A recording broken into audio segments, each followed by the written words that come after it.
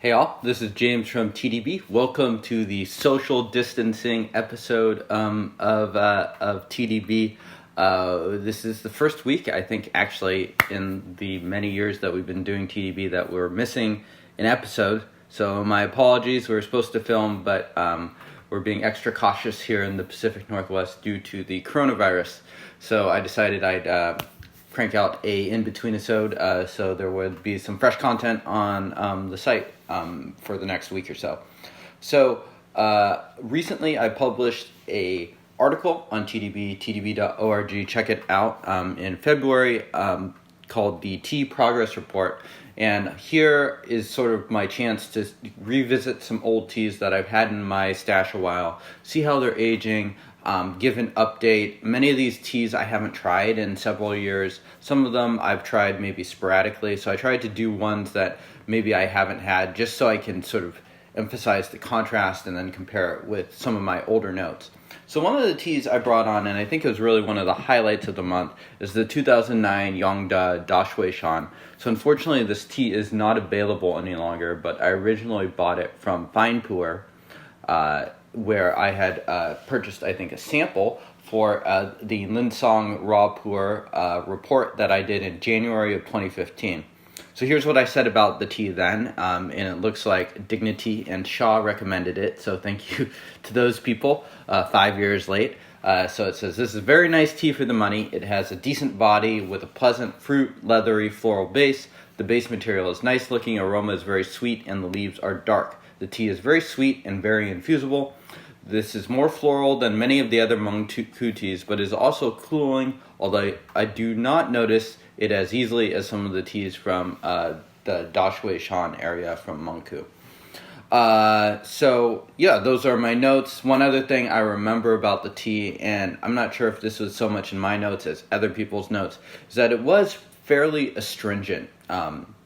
So not necessarily the most bitter tea. Some people have asked sort of what the difference is, and for me, I think of astringency more as a sensation, drying feeling that eventually, hopefully, converts to sweetness.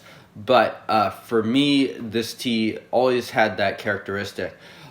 So here I am, steeps number 3, number 4, and I'll talk a little bit about the progress report too and how my impressions have changed. So it continues to be really aromatic, which I think is a promising sign about my stash, is that it's going to just be on the dry end of the spectrum no matter what. I'm just not pushing the tea hard enough in terms of humidity or temperature, I think, to really get huge dramatic shifts even within 5 years. So the smell is still pretty familiar. I think it's still fairly floral. Let's see, my notes for this here. So it still kind of has that floral, brown, sugary body towards it. It's fairly distinct, I'd say, from a lot of the Iwu teas I've had. I try, which tend to be a lot of the sort of teas in this age range that I'm drinking more regularly. Let's have a quick drink.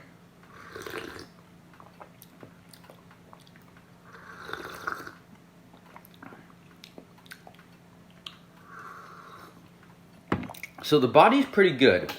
It definitely has a little bit of bitterness to it. It sort of has this bittersweet thing going on. A little bit of that, I think, is also because I let this cool down a little bit too much. It's still quite warm, but it's not hot as it would have been. So I'm going to drink this pretty fast too while I make another infusion.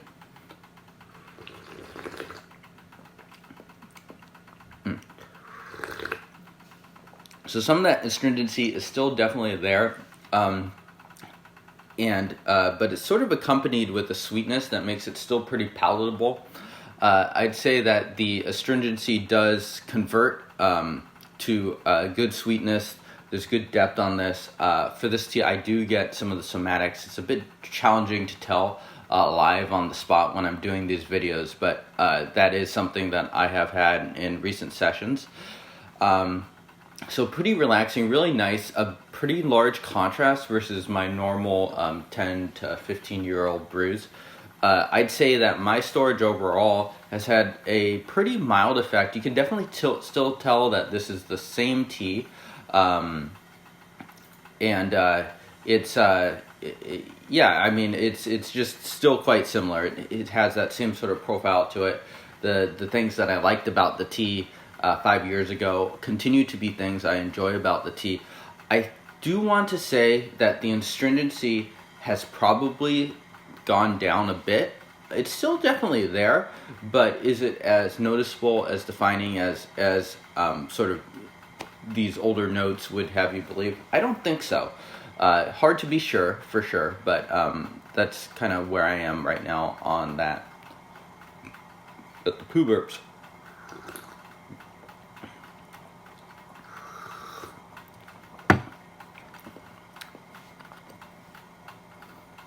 Alright, so we will brew this now.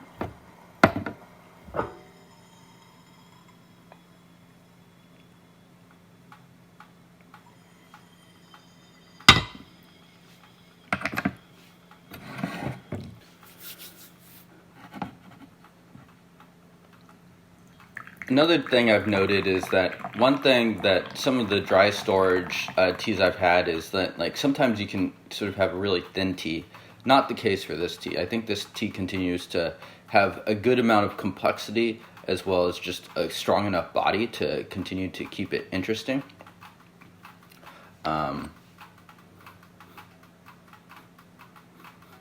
Sort of moving more into sort of sugary notes here. I think the tea still has plenty to give, so we'll definitely be continuing to steep that out. Probably could get at least 7 or 8 more infusions out of that. I'll let that cool down for just a moment. So in my report, I re-reviewed the tea. I gave it a 6.5 rating during that. I also wanted to take a look at it, and for me this is fun. In these metrics that I was looking at before. So the value over replacement tea. So when I bought this tea, it was $58 for 500 grams. So that comes out to about 12 cents per gram.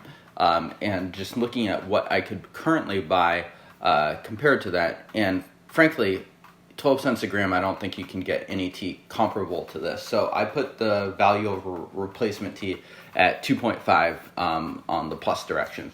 Just because this tea is quite good for that price, and I think tea has continued to go up in price in the last 5 years, and I think it was a pretty good deal back then. So pretty darn satisfied with this purchase. The tea sold out quite quickly after I released that report. I'm guessing they just had low stock to begin with, not saying that we sold it out or anything like that, but I'm pretty darn satisfied with the few cakes I do have of this. Anyways, cheers guys.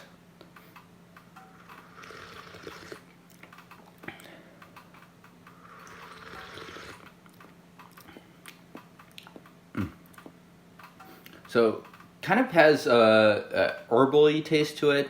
These are definitely the strongest of the steeps. The first 2 steeps I did before I turned on the camera were not quite so astringent. So maybe the astringency hasn't quite died down as much as I would have thought. But I do think this tea is generally moving in the correct direction, just quite slowly. And I think that's in general the story of my storage, at least from what I can tell from it. For me personally, I don't pick up on anything that seems to be going in the wrong direction. So teas are not more astringent or drier than they were when I originally got them. And they so stuff like the aromatics of the tea still shine through. There's not excessive dryness or something like that that would come from drying out your tea. So I don't notice those things, so that's a plus. The teas I do think have slightly mellowed out, and I think that transformation has been quite slow, as you would expect, just because Seattle, where I'm storing my tea, is not terribly extreme in climates, and I'm not pushing the tea either to be extreme in the storage. So it's been slow and steady for the past 5 years, and I anticipate that it will continue to be so. So when I had this tea, it was 6 years old and had been stored in Malaysia. Now it's 11 years old, so it's almost twice as old, if you can believe it. So anyways, going to keep drinking this.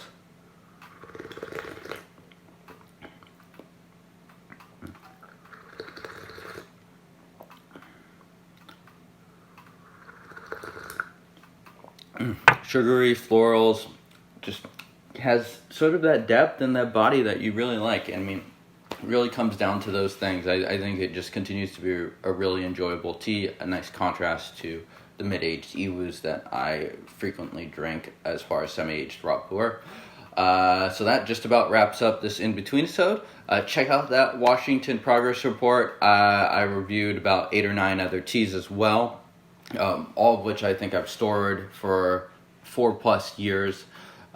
So check that out, and I will see y'all next time.